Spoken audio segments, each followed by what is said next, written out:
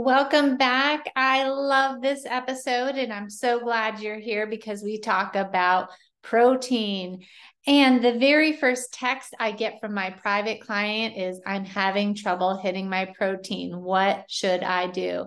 So, in today's episode, part 3 of this series, I will explain how to set your protein for fat loss to reveal toe muscles, why it's important, and stay tuned until the end as I give you my personal secret tips for getting that protein in and what foods you can easily consume to get enough protein in your diet.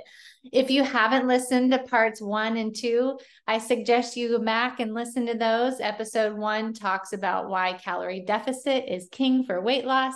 Episode 2 talks about why macros are queen. So, calorie deficit, check. Now let's talk protein for satiety and lean muscle.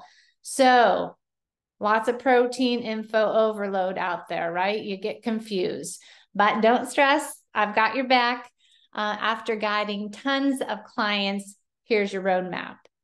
Set your protein at 0.8 or 0.9 or 1.0 times your goal weight. Yes, this is a range too.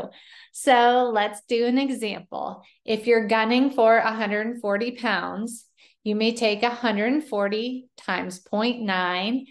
That equals 126 grams. So that's your protein target, to hit 126 grams. So why so much protein? The majority of my clients, 99% of my clients, come to me not eating enough protein. So protein is vital for maintaining muscle mass. Let's talk about the TEF, the thermic effect of food. So the thermic effect of food, the TEF, refers to the amount of energy used just by your body to digest, absorb, and dispose of the food you ingest. This is the increase in metabolic rate after ingestion of a food or a meal. Protein takes longer to metabolize. Protein takes longer to digest, which increases calorie burn. So consider this. By eating protein, you burn off some of the calories you consume in order to just digest and eliminate the food.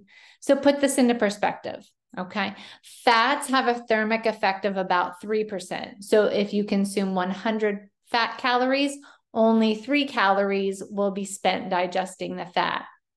Fibrous veggies and fruit, they have a thermic effect of about 20%, while protein has a thermic effect of about 30%. So if you eat 300 calories in protein, you'll burn off 90 calories just digesting that protein. So muscle burns more calories. The more muscle you have on your body, the higher your resting metabolic rate, when you're just resting your metabolism.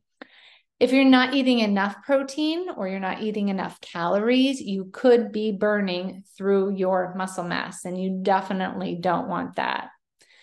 So if you're still having trouble hitting your protein, try to just increase it slowly. Slight increases are best to conquer getting to that protein goal. Remember, protein keeps you more full and it keeps you satisfied. When you exercise, you're tearing those muscle fibers and need that protein to repair them. Our bodies are constantly breaking down protein. We want to be on the positive side of this equation, or we will start to lose muscle mass. And remember, you can get all of your protein from food. You don't necessarily need to be downing shakes or protein bars, which those are very versatile. You can definitely take them on the run, and they're easy, right? But you can get all your protein from food. So tuna, salmon, eggs, egg whites, turkey breast, chicken, tuna steaks, tofu, almonds, chickpeas, edamame, cottage cheese, Greek yogurt, shrimp, peas, lima beans, spinach, asparagus, all really, really good ways to get in your protein. It's fine to use powders and shakes and bars as well. Either way is fine as long as it agrees with your body. So as promised, some of the top tips that I use and give out to my private clients for hitting your protein. So your first meal, breakfast, if you want to call it breakfast, or your first meal, should have a good amount of protein in it, okay? Eggs, egg whites, turkey sausage, turkey bacon, broccoli, protein pancakes, adding some protein powder to your oatmeal or a protein shake. This is a great way to start off your day with a good amount of protein, and you will end your day in success. I will say at the end of the day, if you still have a lot of protein left and you're not hungry, don't start downing egg whites and protein shakes. Just be done for the day. You don't want to induce a bad habit by eating when you're not hungry. Number 2, double your protein at meals. I always love to have a meal where you can tweak. So for example, if you're having a chicken salad for lunch, you can double the protein, the amount of chicken. It's always nice to have one meal in your day that you can tweak a little bit and add more protein, add more shrimp, add more chicken if you need it. Number 3, pre-log the night before or in the morning. That way you know where you stand. So by pre-tracking and pre-logging, you know you will hit your protein target. Number 4, if you eat 3 or 4 meals a day, just divide your protein by 3. So try to hit that goal at each meal. So for example, if your protein is set at 120 grams, and you eat 4 meals a day, try to get in 30 grams per meal. If you eat 4 meals a day, try to get in 30 grams per day. If you eat 120 grams of protein.